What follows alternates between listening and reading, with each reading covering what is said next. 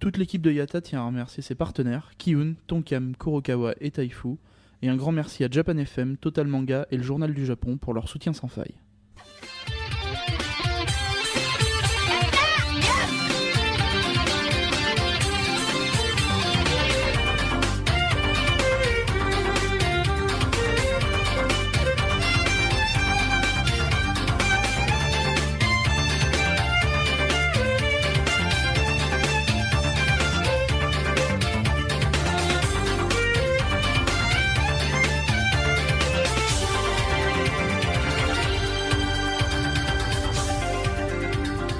Salut à tous, c'est Misaki et vous écoutez les épisodes 1 et 2 de la chronique Road to Japan qui correspondent donc aux jours 1 et 2.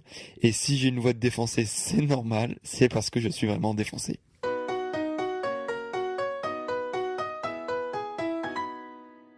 Donc pour rappel, si vous écoutez cette chronique, vous avez peut-être écouté la chronique pilote qui est toujours disponible d'ailleurs sur le blog Yata. Donc qu'est-ce que ça raconte tout ça? Donc pour rappel, donc Sarah va raconter un peu les différents sujets, les différents lieux, etc. Que je vais rencontrer pendant mon voyage au Japon, et je vous en faut profiter donc à la fois donc textuellement et en photo sur le blog roadtojapan.fr et de manière audio sur le blog Yata. Donc les deux sont assez complémentaires, je pense, puisque donc les propos que vous écouterez là dans quelques instants seront illustrés par les photos sur le blog Road to Japan, pardon. Et inversement, c'est-à-dire que sur le blog Road to Japan, je mets pas forcément beaucoup d'explications textuelles, et donc pour avoir toutes les informations, il faut écouter la chronique audio. Voilà, comme ça vous êtes obligé d'écouter et de regarder les deux. Alors pourquoi je vous ai dit que c'était les épisodes 1-2, parce que voilà, ça couvre les jours 1 et 2 de mon voyage. Non pas que j'ai été feignant d'enregistrer au bout du jour 1, mais si vous calculez bien, la première journée, avec 12 heures de vol, oui, 12 heures d'avion, à peu près, 7 heures de décalage horaire, plus les escales si vous en avez, en tout cas moi j'en avais, les éventuels transferts, etc. Concrètement, vous perdez une journée complète en transport si vous voulez aller au Japon. En tout cas, dans le sens France-Japon, vous perdrez toujours une journée complète. Donc ça, il faut le prendre en compte. Donc cette fois-ci, il n'y aura pas vraiment de choses culturelles. Ça va être très léger pour ce premier épisode. Donc peut-être un peu moins intéressant pour vous qui avez envie de découvrir le Japon. J'essaierai de me rattraper dans les épisodes suivants. Donc là, ce sera un peu mes impressions à chaud sur cette première journée. Alors qu'est-ce qui s'est passé? Tout simplement, je suis arrivé sur Tokyo, donc contrairement à ce que je vous avais raconté dans l'épisode pilote, où normalement donc cette première semaine c'était un peu mollo pour me préparer aux 2 semaines vraiment où ça allait être très speed sur le JR Pass, avec un changement de ville tous les jours, et la dernière semaine sur Tokyo pour un peu se reposer de tout ça. Eh ben là, pas du tout. Je pense que aujourd'hui, ça a été je vous le dirai à la fin de mon voyage si je me suis trompé, mais je pense que là, c'était vraiment une des journées les plus fatigantes du voyage. Pourquoi? Déjà, première raison, le sommeil. Donc, faut savoir que même la nuit avant de partir, donc nuit blanche, parce que en fait, fallait partir très tôt. Fallait partir très tôt à l'aéroport, et de toute manière j'étais toujours en train de préparer le voyage. Donc nuit blanche là. Ensuite dans l'avion, si vous comptez sur un vrai sommeil reposant, vous pouvez faire une croix. À part si vous multipliez par 10 le prix du billet et que vous allez en classe business ou classe première, je sais plus quoi, où vous êtes vraiment allongé avec un confort tout autre. Mais dans l'avion, même si vous dormez, c'est pas vraiment un sommeil reposant. Donc concrètement, là il est excusez-moi, en plus j'ai la voix qui part. Là, il est à peu près un peu plus de minuit au Japon, et ça fait un peu plus de 3 nuits que j'ai pas fait de vraie nuit. Donc autant vous dire que là, je suis impatient de mettre tout ça en ligne et d'aller au lit dodo. Voilà, donc déjà première raison, c'est le sommeil.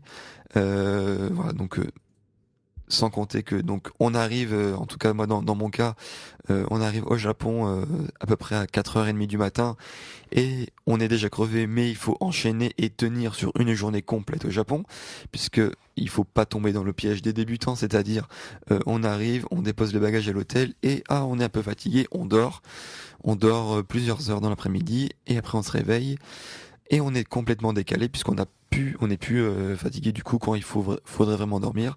Et pendant les premiers jours, on profite pas du voyage puisqu'on est en complet jet lag.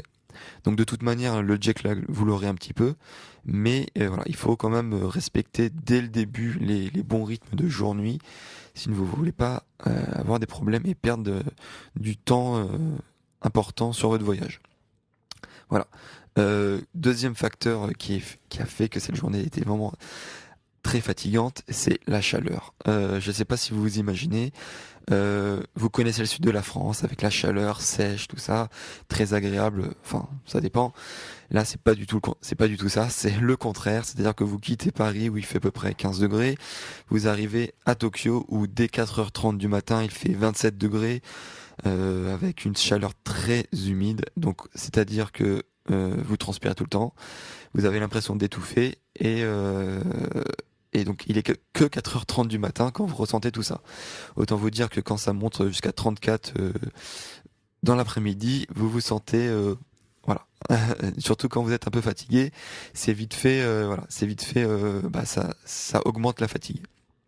Donc tout ça on étouffe, l'humidité c'est normal que donc moi je connais plein de japonais qui fuient justement et qui essaient de fuir le Japon l'été puisque même eux le trouvent assez insupportable à vivre sur place. D'ailleurs enfin petit aparté, il y a plein de petits gadgets réfrigérants qu'on peut acheter et qu'on peut placer sur le front, sur la nuque, dans le cou, etc. pour nous aider à passer ce douloureux climat. D'ailleurs, si vous êtes attentif, enfin même pas besoin d'être attentif, ça saute vraiment aux yeux. Les ombrelles, c'est quelque chose qu'on n'a pas du tout l'habitude en France depuis la fin de je sais plus quelle époque, mais en tout cas au Japon c'est toujours d'actualité et très répandu, en tout cas chez les femmes qui, dès qu'il fait un peu chaud, ils sortent l'ombrelle. Et voilà, pour se protéger, puisqu'elles veulent pas bronzer, hein, ça c'est question de culture, elles veulent pas bronzer, mais c'est aussi pour se protéger du soleil. Alors, autant vous dire que quand vous alternez du 34 degrés en plein soleil et ensuite vous allez dans le train où c'est du 12 degrés ou 15 degrés, la climatisation à fond, je peux vous dire que quand vous alternez ça assez souvent dans les journées, c'est pas forcément idéal. Et voilà, j'espère qu'il n'y aura pas de maladie à cause de ça. En tout cas, voilà, c'est quelque chose à prendre en compte. Si vous supportez mal la chaleur ou supportez mal les écarts de chaleur entre la clim et donc l'extérieur, je vous recommande pas du tout de venir au Japon l'été. Encore une fois, je pense que les périodes idéales, c'est soit en fait fin mars début avril pour voir Hanami, donc la floraison des cerisiers où là il fait une chaleur vraiment tout à fait convenable, ou alors l'espèce d'automne japonais pour observer justement toutes les couleurs orangées et rouges du Japon qui là se situe vers mi-novembre. Là c'est contrairement à la date, il fait pas du tout froid. En tout cas, bon, ça dépend des années, mais en tout cas, c'est vraiment une chaleur, un climat tout à fait convenable et qui sera vraiment très agréable pour visiter le Japon une première fois. Voilà. Et troisième facteur qui a fait que cette journée était vraiment très fatigante. Bon, j'ai envie de dire, c'est une journée typique d'un touriste, hein, c'est la marche. Et oui, il y en aura beaucoup. Tokyo est très étendu, donc même si vous utilisez les transports, forcément il y aura beaucoup de marches. Et d'ailleurs, en parlant de transport, j'ai pas du tout respecté en fait mes propres conseils, puisque moi je vous avais expliqué que le transport au Japon c'est assez cher, donc si vous voulez économiser le plus possible, eh ben il faut vous fixer par exemple un quartier. Vous vous dites par exemple aujourd'hui je fais Akihabara par exemple, et vous allez à Akihabara, vous descendez et vous faites tous les quartiers. Vous pouvez même aller par exemple sur les quartiers adjacents à pied, que ce soit Ueno, Asakusa, etc. En tout cas évitez de faire des allers-retours inutiles à Tokyo surtout puisque ça coûte assez vite cher. Donc autant vous dire que moi j'ai pas du tout respecté ça sur cette première journée puisque j'ai alterné est, centre, sud, est, nord, est, centre, sud, etc. Bon voilà, j'ai explosé le budget transport quasiment sur un seul jour, donc on va essayer de se calmer sur les prochains jours. D'ailleurs, en parlant de monde, là, le place to be aujourd'hui, c'était le Tokyo Dome. Bon, en tout cas, ça dépend les goûts de chacun, mais c'était vraiment le lieu qui va faire parler, qui a fait parler pas mal les journaux, qui fera pas mal encore demain. Le Tokyo Dome, pourquoi? Alors déjà, qu'est-ce que c'est le Tokyo Dome? Pour synthétiser, on va dire que c'est le plus grand stade, enfin dôme du Japon, où il y a plusieurs événements sportifs, notamment en fait c'est le stade attitré en fait de l'équipe de Tokyo de baseball, les Giants. Donc c'est eux qui l'utilisent le plus, hein, je pense. Mais c'est comme c'est le plus grand dôme du Japon, je peux pas vous dire le nombre de places exactes, en tout cas plusieurs dizaines de milliers de places, ça c'est sûr. Ça accueille pas mal de concerts. Et là, donc du coup, aujourd'hui, c'était le dernier jour du concert, enfin du premier concert au Tokyo Dome des AKB48. Alors, j'en connais certains qui vont déjà commencer à me troller là-dessus. Qu'est-ce que c'est les AKB48? Bon, je vais pas m'étaler là-dessus, ne vous inquiétez pas. Si vous voulez avoir plein de détails, allez sur le très gros dossier que j'avais fait sur le blog Yata. Vous tapez AKB48, vous aurez toutes les informations. En deux mots, qu'est-ce que c'est? C'est un groupe d'idoles. C'est, on va dire même le groupe d'idoles du Japon. C'est le groupe numéro 1 qui vend le plus de CD au Japon, voire même dans le monde. Pour vous donner une petite idée, le dernier single en date qui est sorti, il a vendu en un jour 1 200 000 unités, un truc comme ça. Je crois qu'il y a, bon, je dis peut-être des conneries, mais je crois qu'il y avait des statistiques qui étaient sorties comme quoi, pour vous donner une idée, au Japon, en un seul jour, les AKB48, ils vendent autant de CD que, par exemple, Lady Gaga en vend dans le monde entier en plus d'une semaine. Donc voilà, en termes de chiffre de vente, c'est juste c'est juste une incohérence dans le monde de l'industrie du disque. Et en tout cas, pour l'instant, ça dure. Donc voilà, c'était leur rêve d'aller au Tokyo Dome. Et donc là, ils avaient un concert de 3 jours, donc vendredi, samedi, dimanche. Aujourd'hui, c'était le dernier jour. Et pourquoi c'était très important, plus important que les autres concerts, puisque c'était ce qu'on appelle le Sotsugyo de Maeda Atsuko. Donc Sotsugyo, ça veut dire que elle quitte le groupe en fait. Elle a décidé de quitter le groupe. Et donc là. Et donc c'était pas n'importe qui, en fait c'était la numéro 1 du groupe.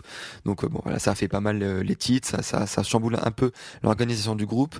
Mais donc du coup il y avait ça représentait pas mal d'émotions en fait pour les gros fans du groupe, et ça avait suscité pas mal de demandes justement pour accéder à ce genre de concert. Bon, autant dire que moi j'ai pas eu de chance puisque j'avais essayé de comment dire d'essayer d'avoir des billets pour ce concert, mais à la fois sur la participation générale, sur la waiting list ou que sais-je, ben j'ai pas été retenu puisque c'est soit des loteries, soit du premier arrivé premier servi, mais dans les deux cas j'ai pas eu de chance. Mais bon là, ce qui était pas mal, euh, comment dire, c'était que même à l'extérieur, en fait, pour tous ceux qui n'avaient pas réussi à rentrer, même à l'extérieur du Tokyo Dome, il y avait énormément d'ambiance. Alors pour ceux qui n'ont jamais assisté à un concert d'idol, par exemple à Japan Expo ou autre, faut savoir qu'il y a un deuxième concert dans le concert. C'est justement les gros fans, en fait, ceux qu'on appelle les wota. C'est les gros fans des idoles qui connaissent les chorégraphies par cœur, les chants, et qui ont même justement comme en fait les supporters de foot en fait dans un match de foot, qu'ils ont des chants spéciaux pendant les chants des artistes en fait, et qui vont vraiment faire une chorégraphie, un spectacle à part entière. Et donc c'est vraiment très intéressant de suivre ça. En fait, ils ont ce qu'on appelle des penlights. Donc en fait, c'est des espèces de bâtonnets lumineux qui ils font une chorégraphie et quand ils sont tous ensemble, c'est assez impressionnant à voir. Donc là, en fait, quand à l'extérieur, en fait, il y en avait pas mal qui étaient présents, et donc ça donnait quand même une assez bonne ambiance. Donc on entendait plus ou moins bien les chansons, donc on arrivait quand même à reconnaître la chanson, mais donc c'était très intéressant de suivre toute cette ambiance. D'ailleurs, petit aparté, c'était assez amusant puisqu'il y a un japonais qui était intrigué par le fait qu'il y ait justement des occidentaux, hein, qui étaient présents là, et donc il est tout simplement venu me parler, et on est resté à parler pendant à peu près toute la durée du concert. Alors faut savoir que c'est pas un concert de tapette, hein, c'est pas un petit concert d'une heure trente, 2 heures comme on peut voir sur certaines grosses stars internationaux ces derniers temps. Faut savoir que là c'était quand même un concert de 3h30. Donc voilà, c'est un bon gros concert, j'ai envie de dire. Il y avait à peu près, je crois, une quarantaine de chansons, plus avec à peu près presque 10 titres dans le rappel. Avec plusieurs parties où il y avait des vidéos qui sont passées, des discussions entre les membres, etc. Donc c'est un concert qui fait bien son temps et qui qui fatigue pas mal quand même quand on est au bout d'une journée, d'une première bonne journée comme ça de concert. Enfin, une première bonne journée de voyage au Japon. Pour ceux qui s'intéressent, je pense que il y aura quelques vidéos qui vont suivre sur ce qui s'est passé pendant ce concert-là demain matin dans les news matinales du Japon. Donc je donnerai peut-être ça sur Twitter pour ceux qui s'intéressent. Là où je voulais juste en venir, ce qui m'a vraiment impressionné, je savais que c'était quand même c'est le groupe le plus populaire du Japon, mais enfin un des groupes le plus populaires du Japon. Ce que je vais mettre à dos certains autres fans, mais là où j'étais vraiment étonné, c'est pour les ventes de goodies. Donc là, c'était vraiment, on va dire, c'est un match dans le concert. C'est à part, c'est vraiment, donc on a le Tokyo Dome et c'est vraiment juste à part à l'extérieur du Tokyo Dome. Donc là, les heures d'ouverture étaient pour ce dernier jour de 9h, donc du matin jusqu'à 22h. Et donc moi je me suis dit tranquille, un naïf, bon allez, je vais arriver à 9h, allez. C'est quand même faut savoir que le concert commençait à 17h. Donc on va dire que c'était 8 heures avant le concert, je me suis dit bon allez, naïvement, mais il va y avoir pas trop de monde, je vais aller, je vais prendre des trucs rapidement, je vais pas faire trop de queue. Puis ça va m'éviter d'avoir du sold out et tout ça. Très naïf, petit jeune padawan. Je suis arrivé à peu près, allez, 9h10. Bon, allez, j'avais 10 minutes de retard. Il y avait à peu près, vous savez à peu près ce que ça fait là, une queue de Japan Expo?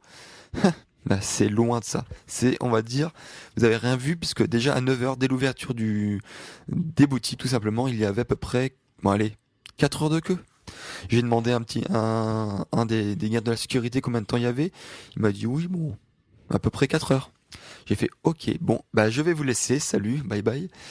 Je voulais certains trucs, mais bon, je suis pas assez fou pour faire 4 heures de queue, surtout que c'était, autant vous dire, en plein soleil, sans installation pour climatiser ou pour faire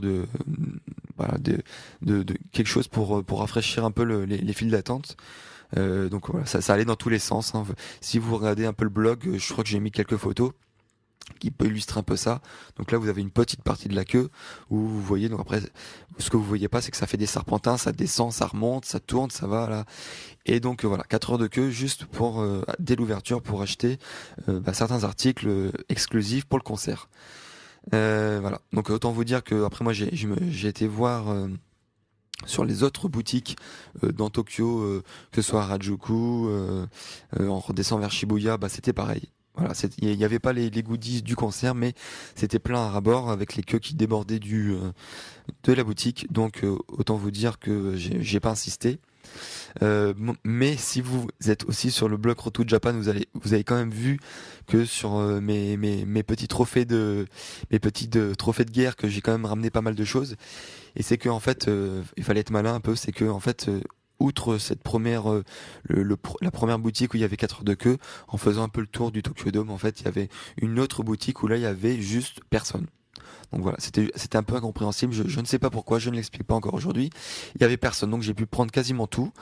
Et en fait, voilà, il y avait personne parce que en fait, certains lots exclusifs n'étaient que dans la première boutique. Donc genre certaines serviettes, etc.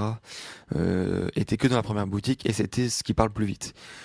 Puisque après, normalement, j'ai posé une autre des photos où quand je suis revenu le soir pour le concert, il y avait quasiment tout qui était en sold out. Donc là, après cette première boutique, il y avait plus personne effectivement, mais tout était sold out, donc c'était plus du tout intéressant. Donc autant vous dire que si vous êtes intéressé par venir assister à des concerts au Japon, surtout si c'est idol, préparez-vous bien parce que il y a de la queue et le processus n'est hyper pas friendly étranger. Autant vous dire que si vous parlez pas japonais pour réserver des billets pour tenter de réserver des billets, c'est mal barré. Si vous n'êtes pas au fan club officiel, c'est encore plus mal barré. Et si vous n'avez pas de contact sur place qui peut vous donner une adresse japonaise et un numéro de téléphone japonais, vous pouvez tout de suite oublier. Donc autant vous dire que voilà, c'est quand même pas très user friendly, en tout cas en ce qui concerne les étrangers. Voilà, je vais m'arrêter là en tout cas pour ça. Vous avez compris que c'était quand même une journée assez remplie là-dessus en termes de marge de transport, de fatigue, de chaleur, etc.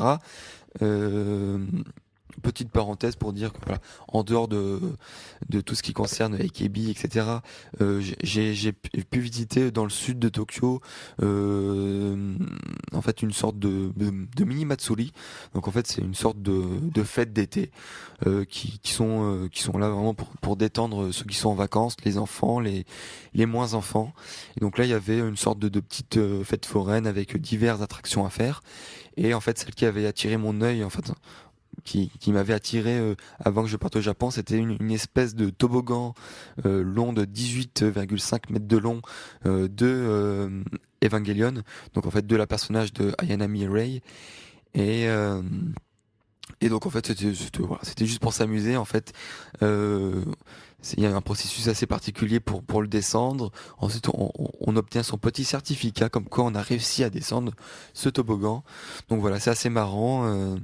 Le truc en particulier, c'était que ce week-end, en fait, c'était les 24 heures de Nippon Telebi, donc une des principales chaînes du Japon, une chaîne télé du Japon. Et en fait, on va dire, c'est l'équivalent de notre Téléthon à nous. Et donc pendant 24 heures, en fait, ils diffusent en continu, en fait, des stars en fait souvent c'est de l'industrie du film ou alors de la musique du Japon qui font diverses œuvres caritatives bénévoles et qui vont rencontrer des enfants, etc. Donc il y a pas mal de concerts justement qui rentrent dans le cadre de ce truc spécial. Donc là en fait c'était présent justement à ce petit Matsuri puisque ça avait lieu au pied de Nippon Telebi.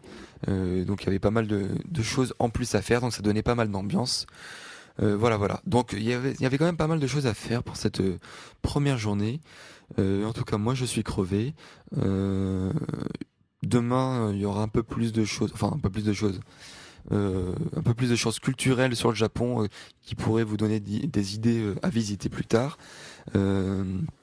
Je vous spoil pas, il y aura pas mal de trucs à voir. Je vais vous laisser là. Je sais même pas combien de temps j'ai fait. J'avais dit que je ferais court, mais je pense que j'ai pas réussi à tenir ma promesse. Promis, la prochaine fois, je ferai un peu plus court. Voilà, c'était tout pour ce journée 1-2 de Road to Japan. À bientôt pour le jour 3. Salut, sayonara.